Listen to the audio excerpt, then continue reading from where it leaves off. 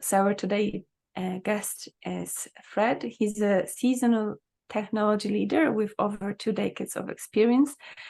Fred's journey with Scrum values and Agile principles started long before they become buzzwords in the industry. And through his career, he has guided multiple teams on the Agile path, always placing a strong emphasis on the delicate balance between people, processes, and tools, while continuously striving for growth and improvement. And beyond his professional commitments, Fred's life includes a thriving garden and a passion for building with Lego blocks. As a remote professional, he truly appreciates the flexibility of working from home, allowing him to harmoniously manage both his personal and professional life. Fred's session will be interactive, focused on his journey from dev manager to Agile coach, and how we can use his experience in our Agile journeys and Agile adventures, as you see on his t-shirt. Okay, please welcome Fred, a true Agile champion and an advocate for balance in work and life. Fred, over to you. Thank you for the introduction, and like Claudia said, there will be some interaction points. A good portion is presentation, but there'll be some interaction points where I'll ask you maybe to pull up another browser or your phone to do something. So let me share my screen. This one.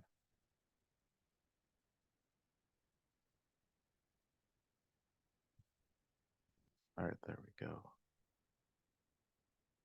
Excellent. All right. So yeah, so this is thank you for hosting me. Agile Lean Ireland, Agile Lean International. This is my talk from development manager to Agile coach. 21 competencies to guide your growth. My name is Fred Deichler, senior Agile coach and Scrum Master based on the West Coast of the United States in Grants Pass, Oregon. It's a very small town. I have some certifications. Also, I like speaking. I like speaking on lots of different topics, but personal growth is definitely a passion of mine. As far as helping teams, I like to say that I enable effective and efficient teams by leveraging processes and tools to aid individuals in interactions. I do want to say you don't have to worry about taking a ton of notes today.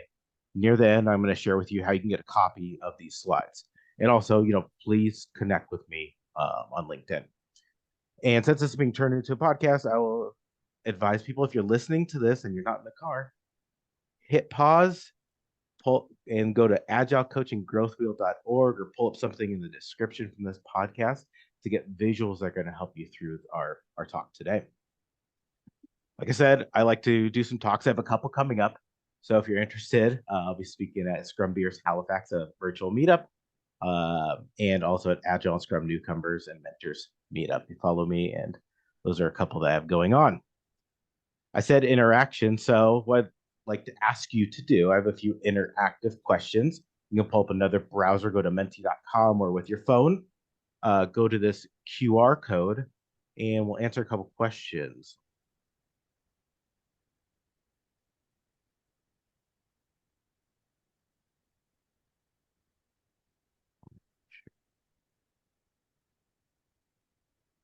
All right. Yeah. Menti.com. See some people there. First question. Hopefully, do you see the Menti survey results on the screen? A little thumbs up or yes? Okay, hopefully. Current role. So we got a coach here, a scrum master, and some others. I did put development manager also in there in case anyone is a development manager. Because that's what this talk. This is how I kind of started. Ooh, director. All right.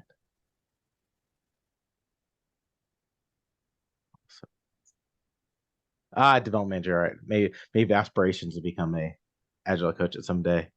The second question: have you heard of the Agile Coaching Growth Wheel? One, yes, I've used it. I'd love to connect to see how you've used it. Only in name, great, and no, new to me. Awesome. Hopefully, this is a great thing. And for the person who's used it, please connect with me afterwards because I'm part of the team that's working team that works on it, and I think we're looking for like case studies of usage. So I would love to connect. And the last question is a fun question, which is what is the most popular song of 2023? this will come up later in the talk. So if there's a song from this year that kind of stood out to you, type that song into your into your browser, into your response.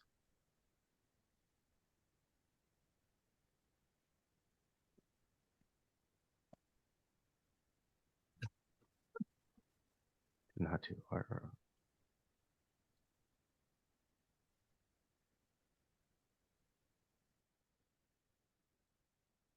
The last 2 weeks, I've had the Beastie Boys' Paul Revere stuck in my head, but I know that song is like 30 years old at this point. So I'll have to look up some of those. So this might be relevant later.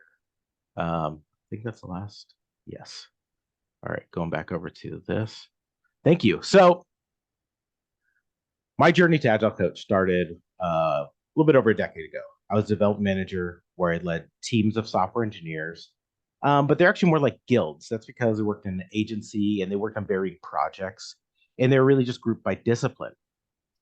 5 years later, I became a Scrum Master. I put Scrum Master in quotes because this is where I dove into the world of Agile with this 2-day Scrum Master class, and the quotes are because who is a master after just 2 days? I replaced a dogmatic Scrum Master, which probably influenced some of my early anti-patterns. Then I became, what I like to say, full-fledged Scrum Master in 2020, where I dug deep into the Scrum values and Agile principles and started to grasp the why behind the processes and refine things to make sense for the organization I was working at. And then this year, I became an Agile Coach, where I led a group of talented Scrum Masters, where we would champion empiricism, serve the organization, and improve the way of work. But as you can see, my journey was not as straightforward as it sounded. It was filled with mistakes and backtracks, and some wins too. So it follows our 21 competencies that guided me along my journey that I hope will guide you too. It started off the year 2012. Gangnam Style was all over the radio. I had just moved my family cross country, United States, after I'd been laid off, and I was going into my first job in software development. I'd previously worked in retail hardware repair, but I and the company felt like my skills could transcend into this new world.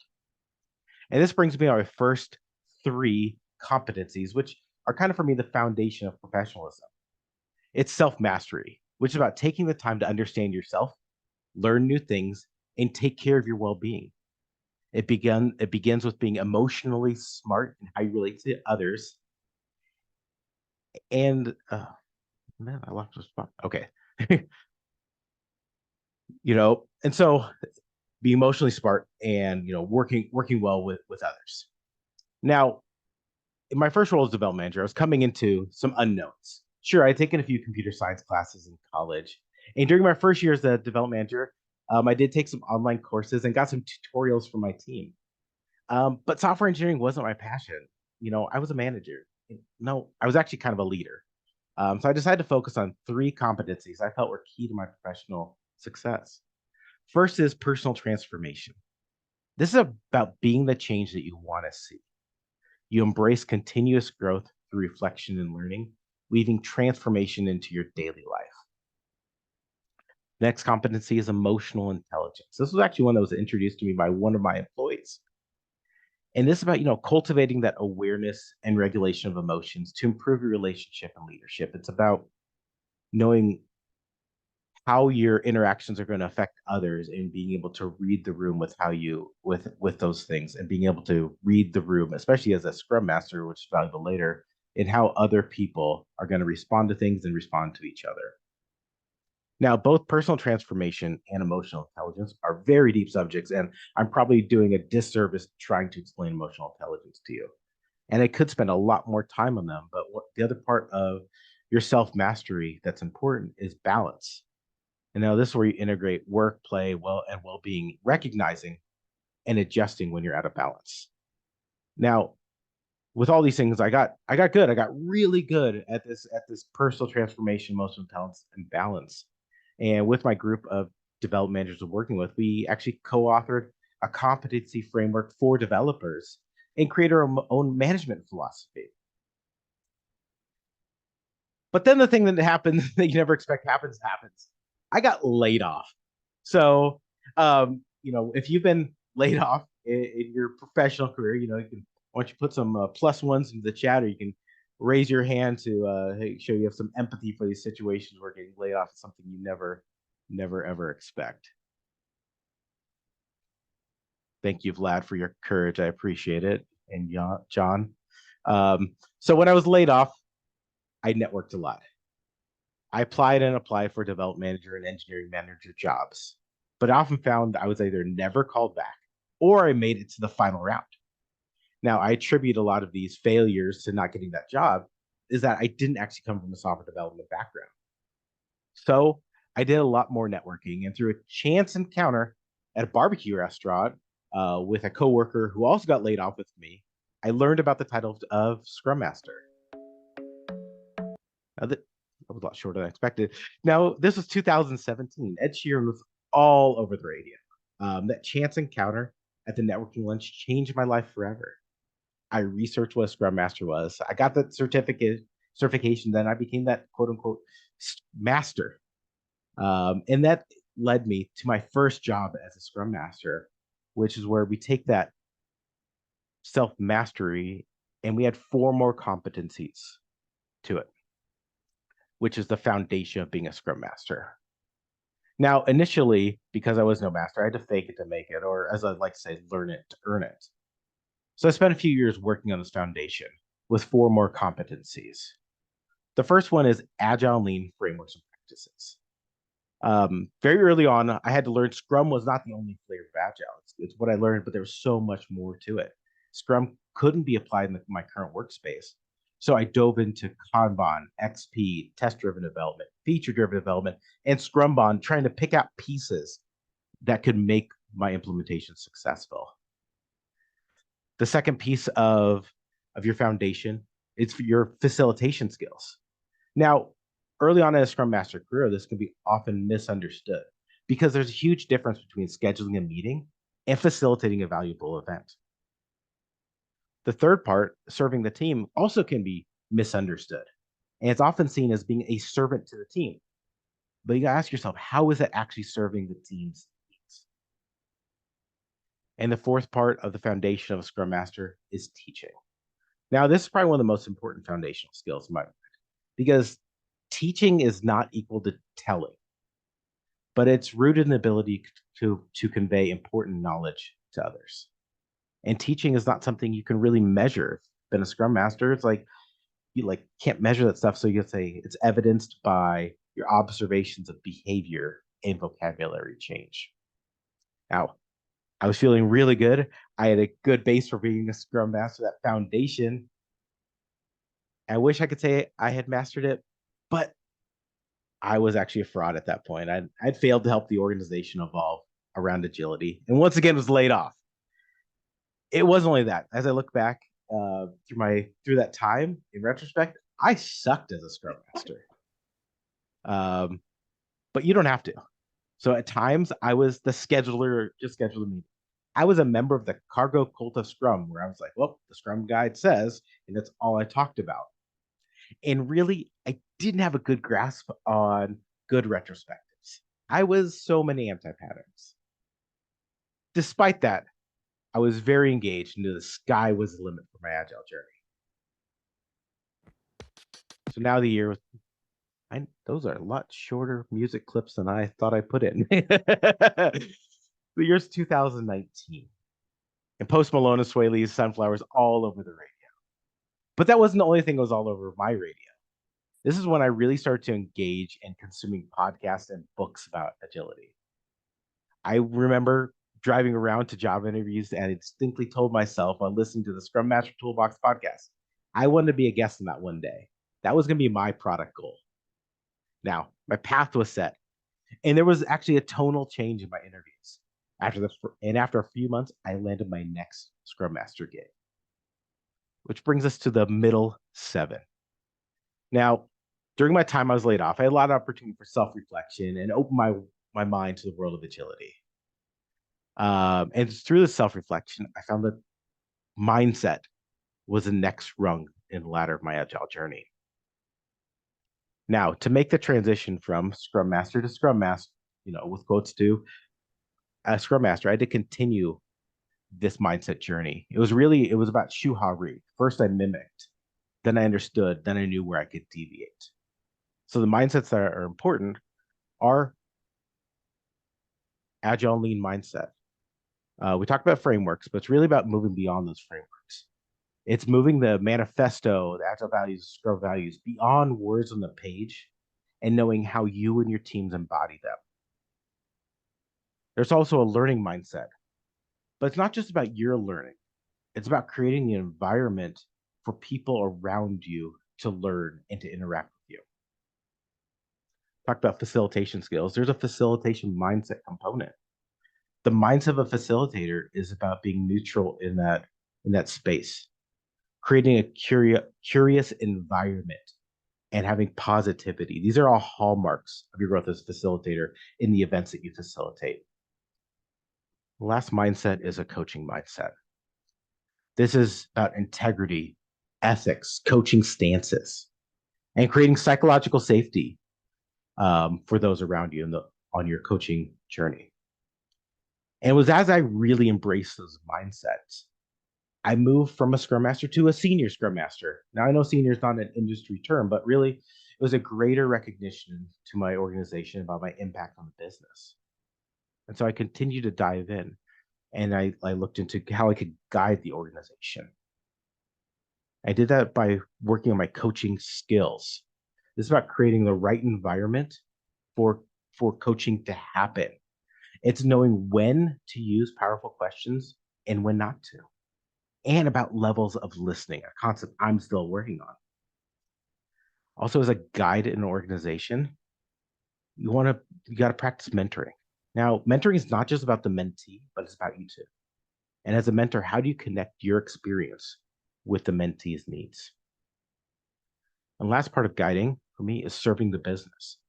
Now, serving the business is one of the accountabilities of Scrum Master, but this is really more advanced. Like, it's how can you understand the customers, bring those understanding to the team, coach communication strategy, and talk about like how do you experiment in a safe and healthy way? How do you make small bets?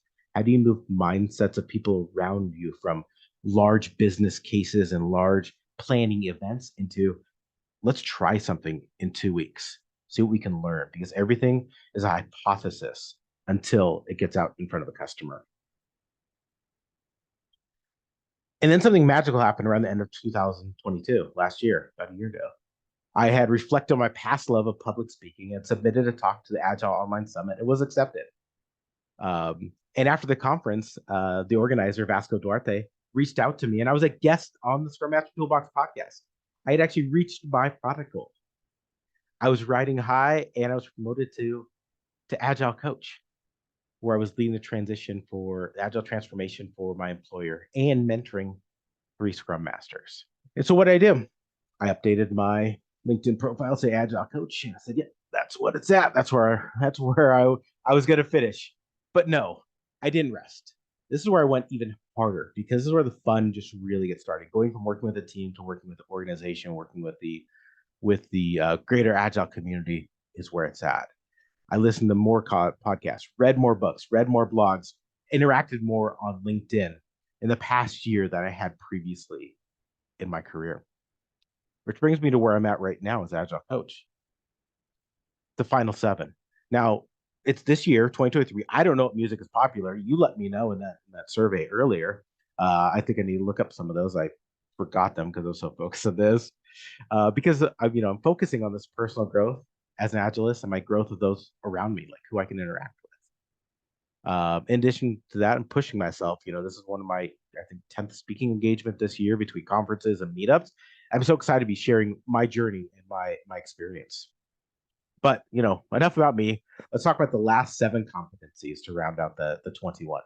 And so these are things I've identified on my learning journey. It really breaks down into 2 more slices.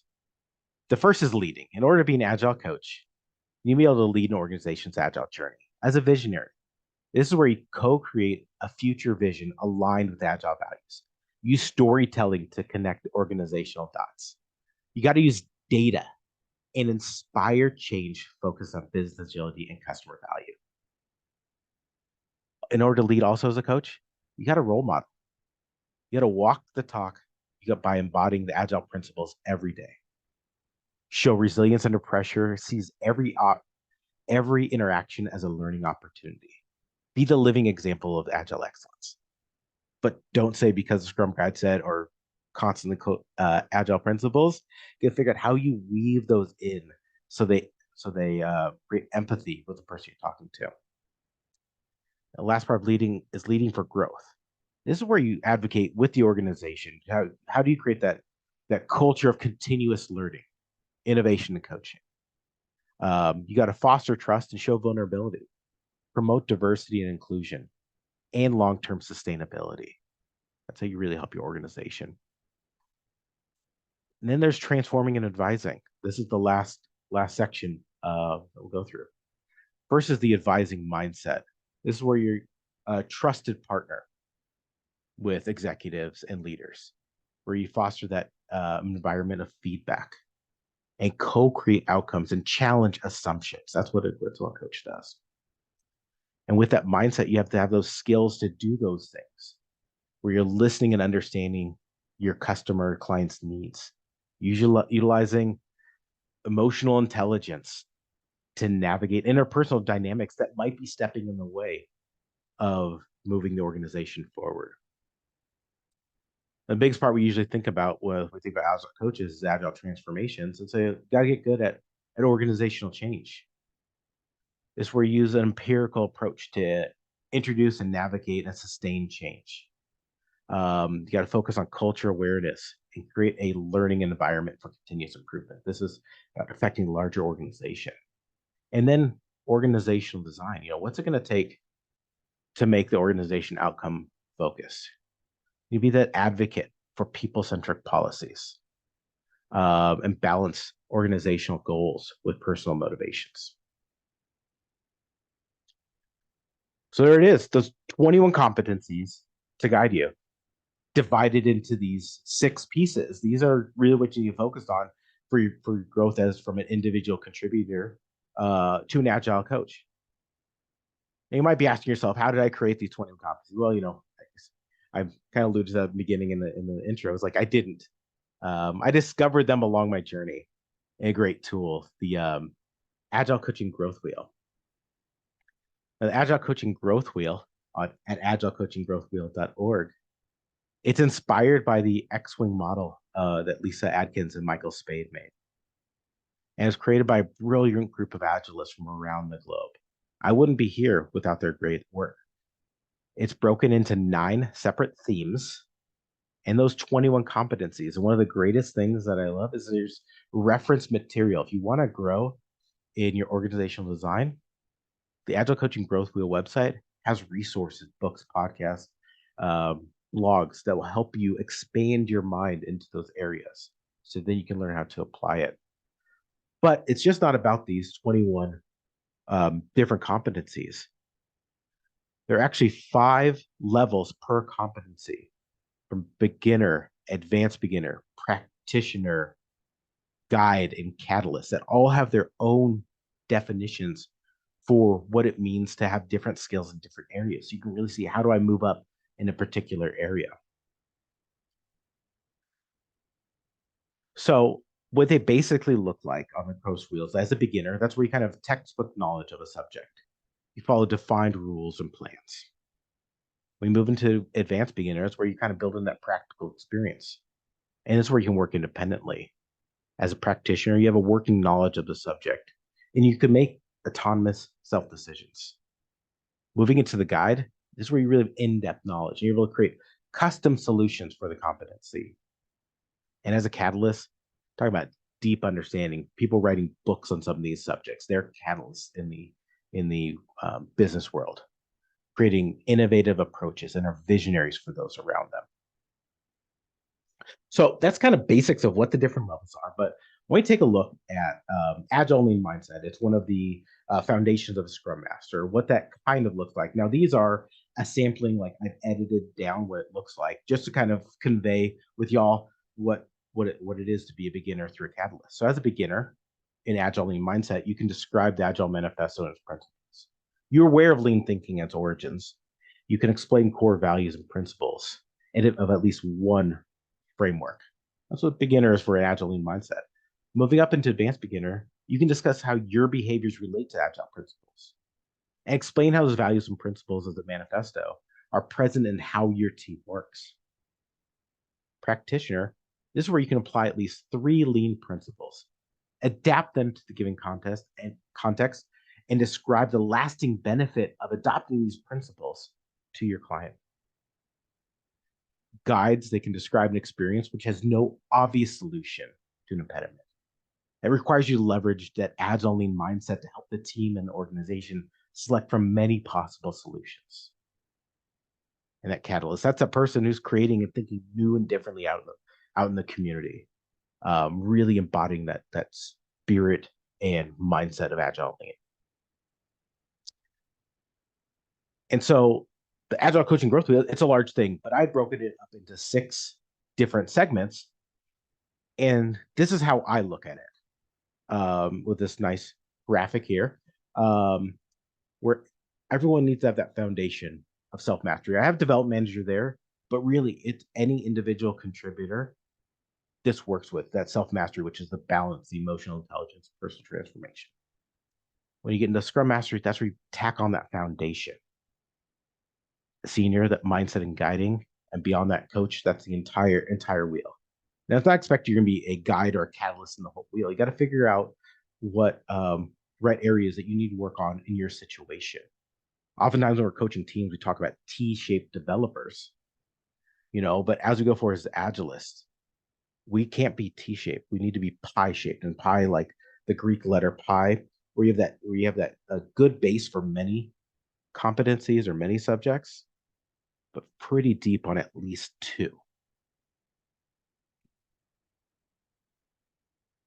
That's great. You now have a guide, but what if there was one more thing?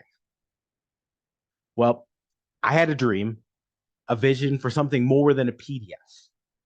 And I worked with some brilliant people to get an MVP out. Adam from the company I was working at turned my dream into reality. And then, like many things happen, development stalled after a POC. So I shared the workout with the greater Agile community, and another Agile Olaf Nissen came along, made it a little bit more interactive, posted to GitHub, this thing right here, this beautiful radar chart. So if you scan this QR code, you can go to the GitHub repo and download a tool to generate your own Agile Coaching Growth Wheel, which I'm going to show you all today. Feel free, if you are a developer, fork the repo, submit a pull request, iterate on this idea. Links for this will also be available later. But you didn't come here just to hear me talk about all these things. Hopefully it said interactive, so let's get a little more interactive. So when we go down this path, this is a beautiful image that ChatGPT with Dolly made me this morning. So make me a path into a brighter future. If you're not up on AI and ChatGPT, I would highly suggest it, because ChatGPT and generative AI, they're not going to replace our jobs. But the person who leverages that tool is the one who's going to replace your job. So if you're not already doing it, I strongly suggest getting out and experimenting with generative AI. So we started this journey off with self-mastery. And so what I want is for you all to get out like a piece of paper. We're going to go through the 3 sections of the Agile Coaching Growth Wheel, self-mastery, and you're going to give yourself an assessment. And then you can take that and feed it in the tool to make a beautiful graphic at your home. So let's take a look at emotional intelligence. I took they're very detailed definitions for each of these levels, and I kind of pared it down. So what I'd like y'all to do is just take a look at your screen, identify where do you think you're at on your emotional intelligence journey from beginner to catalyst. We'll wait about a minute. Should have some. Is there music?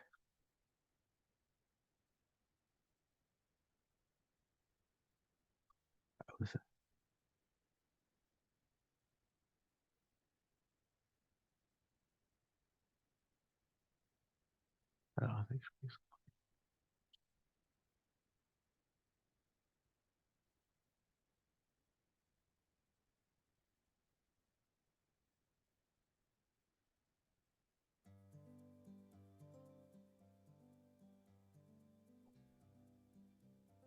So hopefully you all have had time to take a look at that one and gave yourself a rating on emotional intelligence.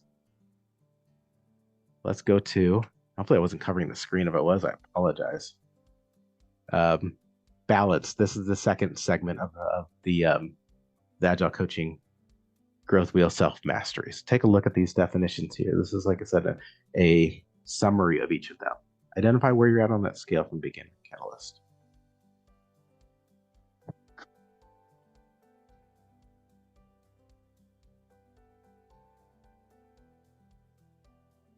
I just learned about this Zoom feature this morning where it has built-in music.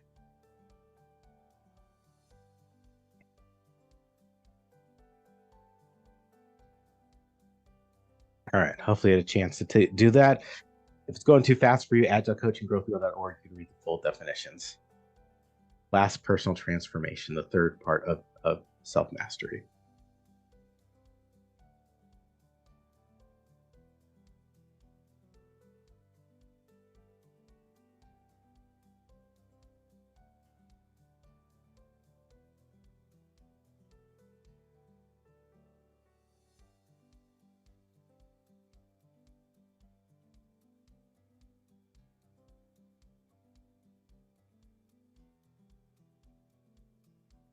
All right. So, all right, let's go. Now what we're going to do is I'm going to show you the tool. So I'm going to pause this music because it's distracting to me. If you go to, there's a GitHub, the part of the QR code. You go to GitHub and download this very small branch. What it basically does, it generates HTML. You basically go code, download zip, and you can run it locally. I will say that Comparative Agility website by Mark Summers and Bob Galen, they're coming out with a new version of a self-assessment, which does have some similar features to how I envisioned it, where it does have that rating scale, the 0 through 5. So they told me it should come out sometime this week, maybe. So Comparative Agility, if you're on there, there's a new assessment coming out. But the way this tool works is it looks pretty basic. It's like I said, it was an MVP. Where basically you could select your rating of how you are. It doesn't say beginner, advanced, or anything, because this is truly an MVP. You go through and you select what you are in all of your aspects of the Agile Coaching Growth Wheel. And when you hit Draw Wheel, it produces 2 beautiful graphs. The first one is your self-mastery, which is a bar chart. But the one that's going to get you all the looks and all the thumbs up on LinkedIn, if you make one of these and share it out, is this radial graph on the right. And this is a tool so you can take it. One of the things I love about this is that you can take a snapshot of where you're at today, make that career growth plan for yourself, and then take a snapshot again in the future and see that growth. Share that with your leader. And let's say here's Agile Coaching Growth. So with that, I kind of at the end of my slide, so we can open it up. But before we do that, I'd like to ask y'all, like, hopefully, you learned something valuable today. You felt like this was worth your time investment. And I'd love to get some feedback from you. So what I have is like a 2-minute max survey, because I thrive on feedback. As you saw, I started speaking really this year. I love getting feedback so I can improve the way I do it. So I'd ask you to please click this or scan this QR code or go to talk.ac/Fred Deichler, enter code ALI, and answer just a couple quick questions. Okay, so I don't see any questions on the chat. So please, if you have any questions, post them on the chat. I'm not sure mine is exactly a question, but when you were speaking, Fred, I was just thinking, how we can assess ourselves, because there are lots of those. There was like a 21 competencies, and then you showed us there is like kind of a guides to that.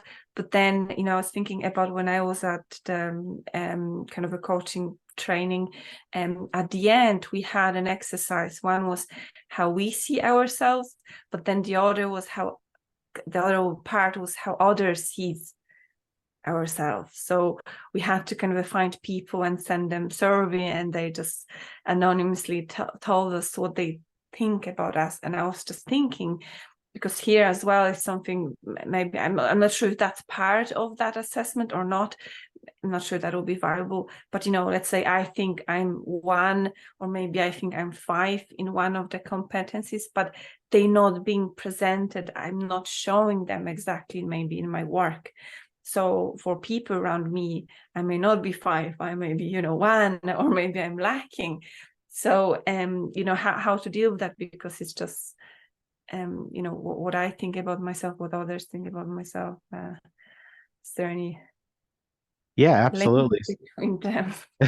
No, you're right. And the way I used it this year with my team is I had the Scrum Masters do self-assessments, and they submit. They actually did it together. And one of the reasons is English was not their first language, and so the wheel is presented in English. So they worked together to kind of understand the different competencies. They're competent in English, but they to figure out the competencies, so like what it meant to them. So they had conversations with each other around where they ranked themselves.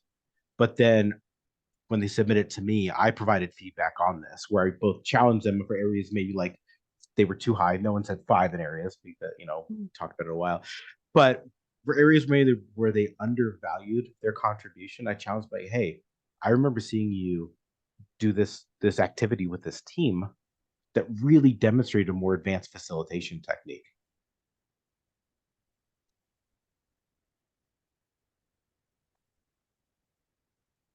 What? Feedback page didn't work, someone said? Okay. But yeah, that's how I've used it. I have a question. Yeah. Hi, Daniel Cohen. I'm an Agile coach. I was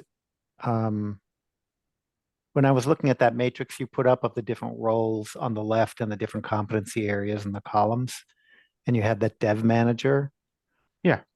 When I think about what an effective dev manager is, they have there's a lot of overlap between what a good coach does and what a good any kind of manager does.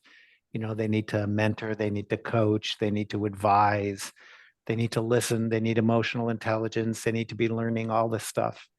And they may not need, domain knowledge in things like that are on the coaching wheel, like lean agile and organizational transformation and org design, not at a first level manager anyhow. But there's a lot of overlap. And since you've been a development manager and you are an Agile coach, I'm wondering what your thoughts are about that. Thank you, Daniel. That's a astute observation, and this is like how I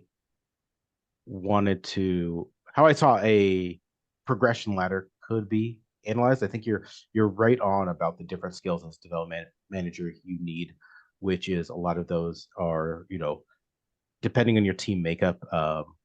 Great facilitation, teaching is a huge thing, and so if I was to go back and revisit it, I might put some of those things a little bit down. But I think if we look at some of the people who are in agility right now, whether they're a scrum master or a coach, they might not have come from that same background. So for those not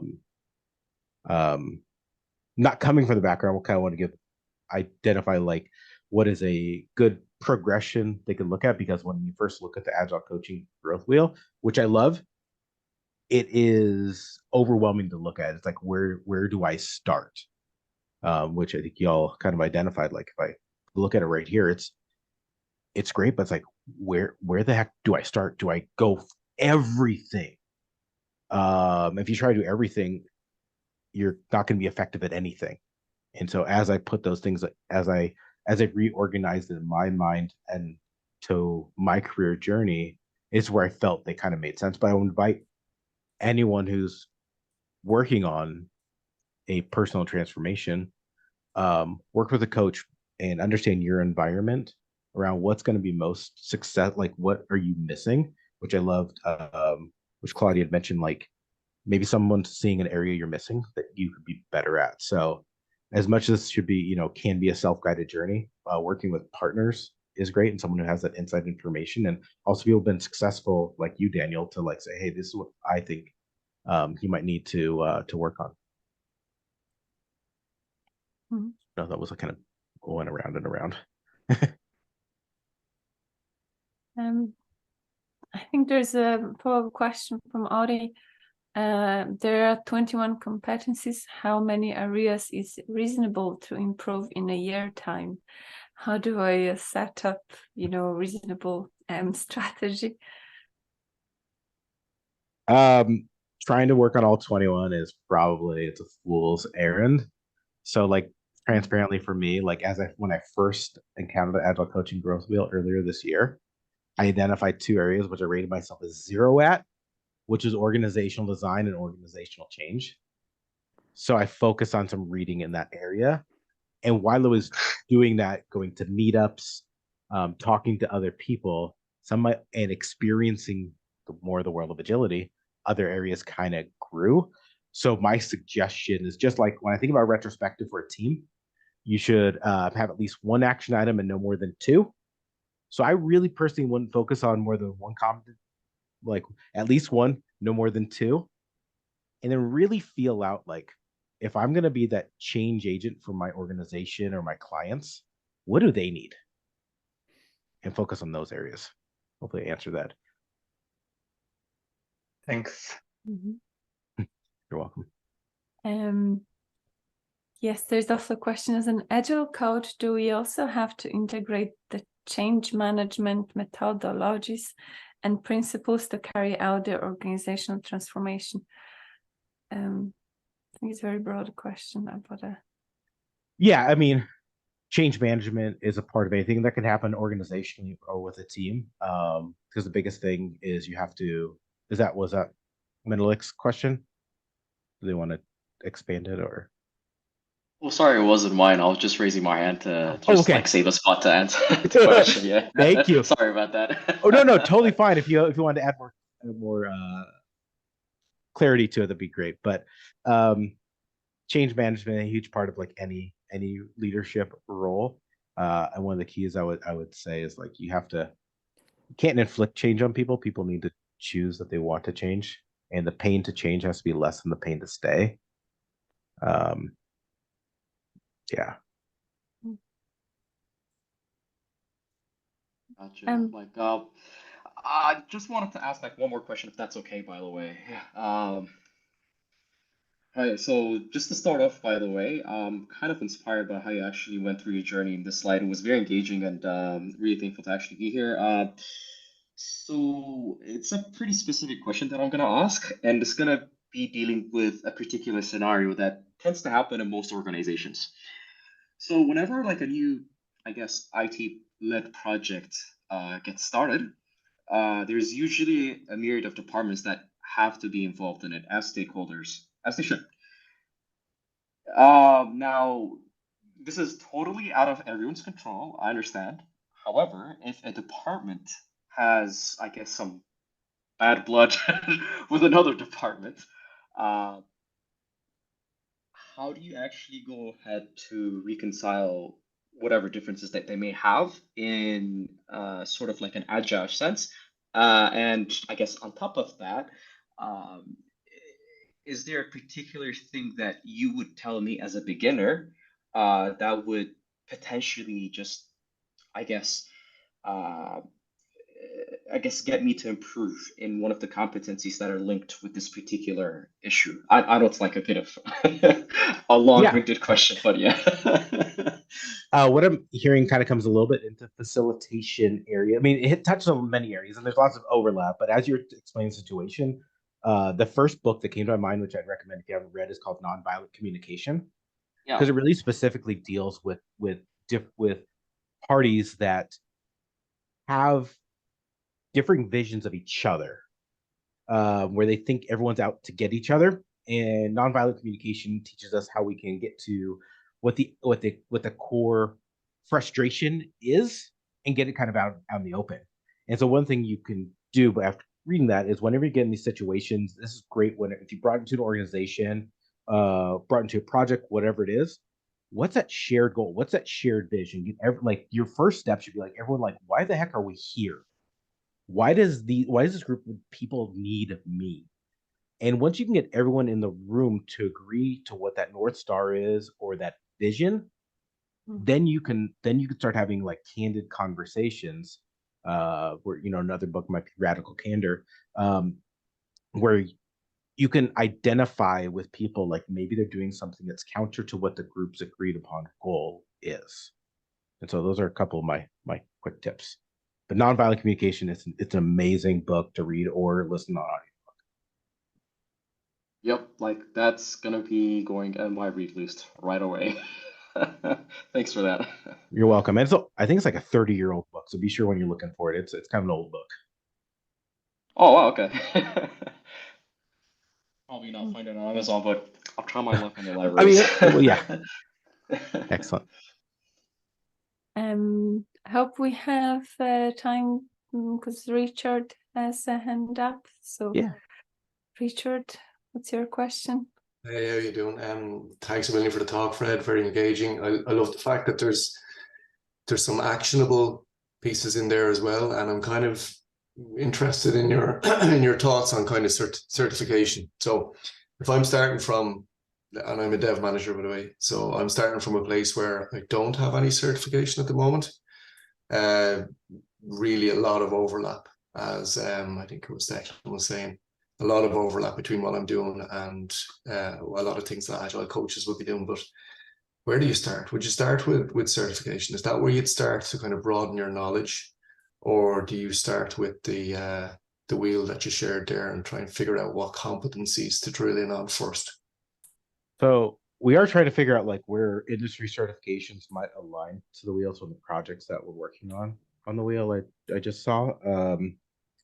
Certifications are a hot button topic right now. That's why the quote, the air quotes around the certified Scrum Master, which I was years ago, where that 2-day course really didn't teach me anything. It's the practical application of things.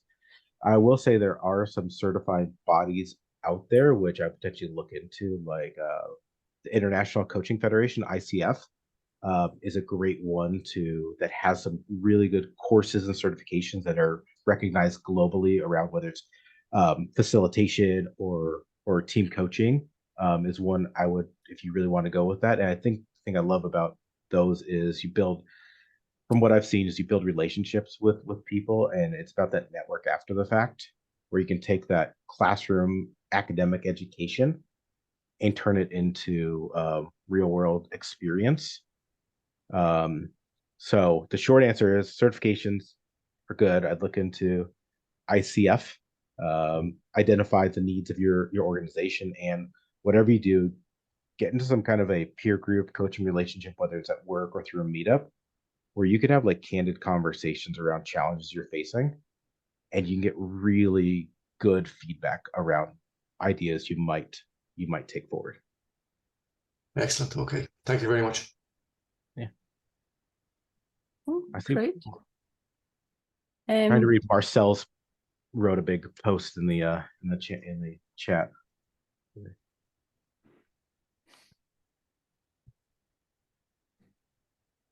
Oh, we have another hand up. Oh, you hear me? Yes. Yes, yeah. I have a real example. Want to ask your opinion? Like I have a kind of like in the business team, there's the very stubborn key player, and he is a project lead, and he had a kind of like a bad experience using Agile Scrum before for his previous project. So right now for this current project, the key players, most of them, I mean all of them, in fact, except him, to attend these spring events, including daily scrums. But he never showed up. And when I talked with him, he said, the reason behind it, because he had a bad experience. He didn't think this Agile Scrum stuff is going to work in the organization. and the manager and product owner has already been aware of this, but still he doesn't want to attend this, and because the manager and well, at the same time he's also the like PO, you know what I mean? So he kind of like relies on this key player because he's new. I mean, the key player has been on this project for like over 2 years. I don't know. I mean, have you ever had such like a similar experience before? And with that. Yeah, absolutely. There's a lot of bad agile out there, a lot of bad agile. I applaud you for starting to have that conversation with the person, to understand their experience, because we need to value their experience because it's what really happened to them. I would want to dive in and have them talk about like what they didn't like about it. Like say some specific things. Maybe it's stand-ups are too long. That's an anti-pattern. Figure out all these things that they didn't like, and not to refute them directly, but to understand and build empathy. And then also ask them what they did like. And then with regards to like they're not going to things, I would ask them like, what impact do you think this is having on the team by you not attending these events? And that's where you have to really, from like a coaching perspective, embrace the silence. After you ask them these questions, you got to shut up, let them think, and and it's going to be painful, but then they'll start to get some things out there. They'll start to self-solve. And then when you're kind of ready, an activity, if you get them back into the mix, which you should, is a team working agreement where they talk about some of these things, like how are they going to work with each other? What's that level of feedback they're going to give to each other? What's their tolerance for not missing meetings, being late, etc. Development strategies, whatever it might be. But a written team working agreement will solve so many things. And maybe that person who's that outlier can get everyone to agree, like, yeah, we're not going to do those bad agile practices, bad scrum practices we did in the past. And if anyone on the team does some of those, we have this document that we can hold each other accountable to. So that's my thoughts on that. Oh, okay. Thank you. So team agreement, it's just a short piece of paper, like kind of like that. Yeah, you can look up like probably Miroverse has some templates on team working agreements, or just do a Google search on team working agreement.